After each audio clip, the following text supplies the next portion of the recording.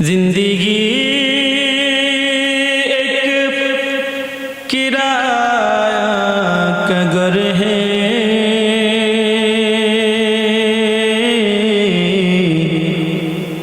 एक न एक दिन बदलना पड़ेगा, एक न एक दिन बदलना पड़ेगा। जिंदगी एक किराया का घर है,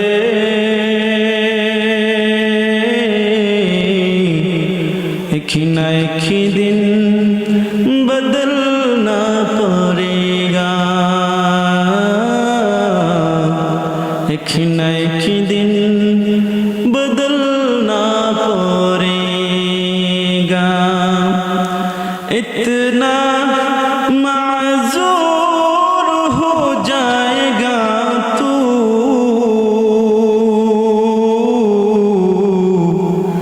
इतना मजबूर हो जाएगा तू,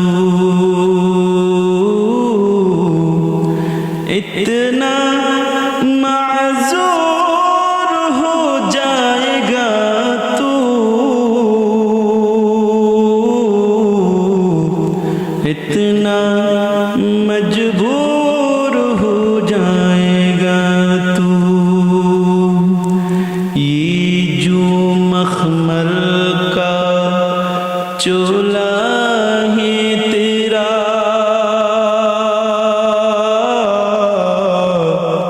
ये जो कफन में बदलना पड़ेगा,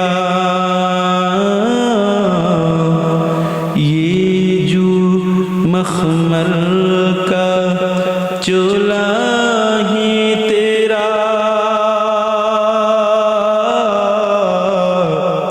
ये जो कफन में बदलना पड़ेगा।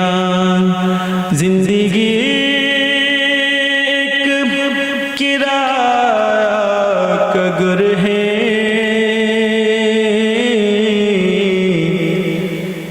एक न एक दिन बदलना पड़ेगा,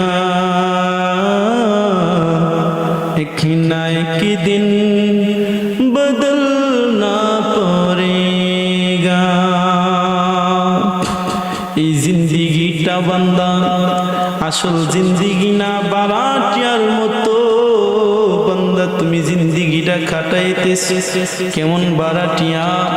আমাদের শহরের অঞ্চলে দেখা গেল বিল্ডিং ভাড়া দেয় কি দেয় না, 5 তলা 10 তলা বিল্ডিং 15 তলা বিল্ডিং পুরাটাই ভাড়া, একটা একটা করে ইউনিট মানুষদেরকে ভাড়া দেয়। 5 তলা বিল্ডিং এর ভিতরে তুমি ভাড়া থাকো, তোমার সরঞ্জাম নিয়ে তোমার প্রয়োজনীয় জিনিসপত্র নিয়ে ভাড়া থাকো। বিল্ডিংটা তোমার না, বিল্ডিং হলো তোমার মালিকের, তুমি মাত্র ভাড়াটিয়া। এখন হঠাৎ করে যদি মালিক তোমার কাছে এসে বলে, ও ভাড়াটিয়া, ওই বাসা থেকে তোমার বের যেতে হবে, বের হয়ে যেতে হবে, যাও যাও আলটিমেটাম দিলাম, আর মাত্র কয়েকদিন পরে মাস শেষ হলে আপনাকে চলে যেতে হবে। যদি প্রশ্ন করেন কেন, বলবে আমার মন চাইছে তাই, আমার মন চাইছে তাই, আমার বিল্ডিং আমি যা খুশি তাই করব, এখানে আপনার কোনো কিছু বলার থাকবে না। মালিক যেহেতু বলছে তুমি ভাড়াটিয়া, ভাড়াটিয়ার মতোই তোমাকে অন্য জায়গায় ব্যবস্থা নিতে হবে। এই কারণে মালিক একজন, তুমি থাকো ভাড়াটিয়া। এই আসমান দেখতেছো, জমিন দেখতেছো, চন্দ্র সূর্য সবগুলা বদলা তুমি দেখতেছো। এই দুনিয়ার জমিনটা পুরাটাই আল্লাহ তাআলার, আল্লাহ তাআলার জমিনে তুমি আমি ভাড়াটিয়ার মতো থাকতেছি। আল্লাহ তাআলা যেই দিন আমারে তোমারে ডাক দিবে, ওই সময় বান্দা দুনিয়ার জমিন ছেড়ে তোমারে আমারে চলে যেতে যেতে হবে। এই কারণে বান্দা এই দুনিয়ার জমিনটা বড় কঠিন জিন্দিগি, মায়ার জিন্দিগি, মায়ার জালে আমরা বদ্ধ হয়ে আছি। মায়া কেমন মায়া, কেমন মায়ার জিন্দিগি,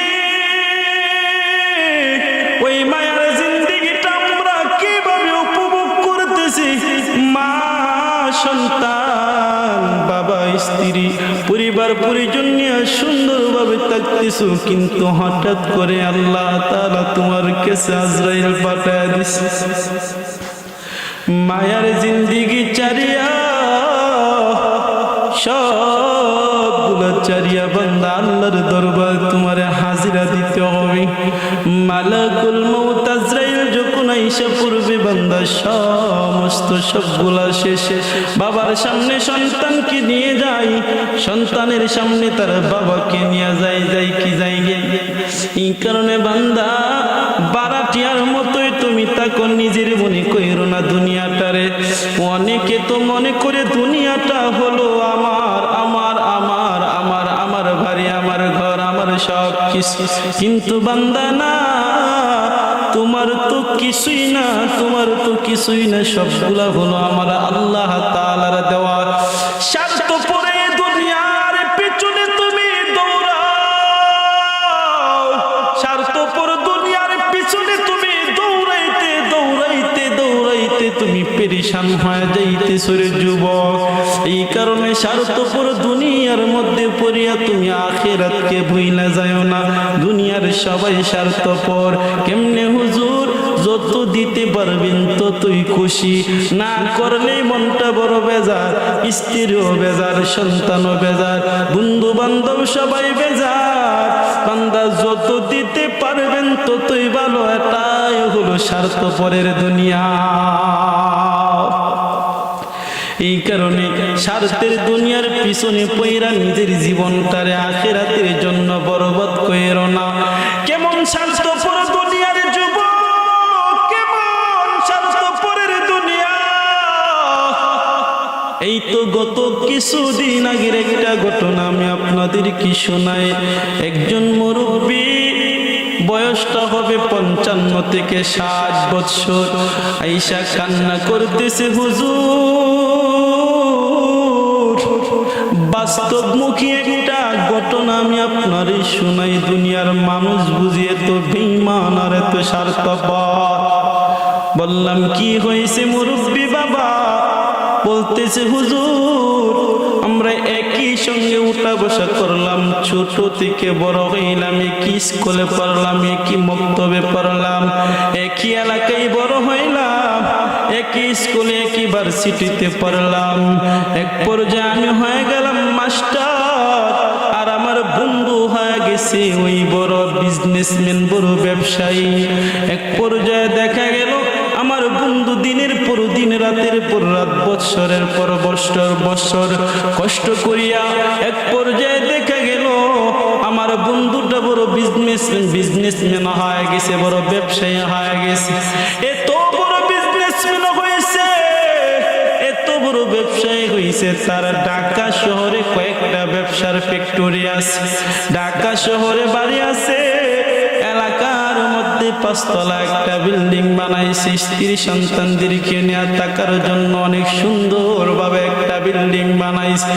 এত সুন্দর বিল্ডিং, হাজার হাজার লক্ষ লক্ষ কোটি টাকা খরচ করে একটা বিল্ডিং বানাইছে থাকার জন্য। এই বানানোর পরে কিছুদিন পর হঠাৎ করে আমি শুনতে পেলাম আমার বন্ধুটা নাকি দুনিয়া থেকে বিদায় হয়ে গেছে। আমার বন্ধুর মৃত্যুর খবর শুনিয়া আমি আর নিজেকে কন্ট্রোল করতে পারলাম না হুজুর, আমি চইলা গেলাম আমার ছোট সময়ের বন্ধুর চেহারাটা শেষ বিদায়ের জন্য দেখার জন্য, শেষবারের মতো দেখার জন্য।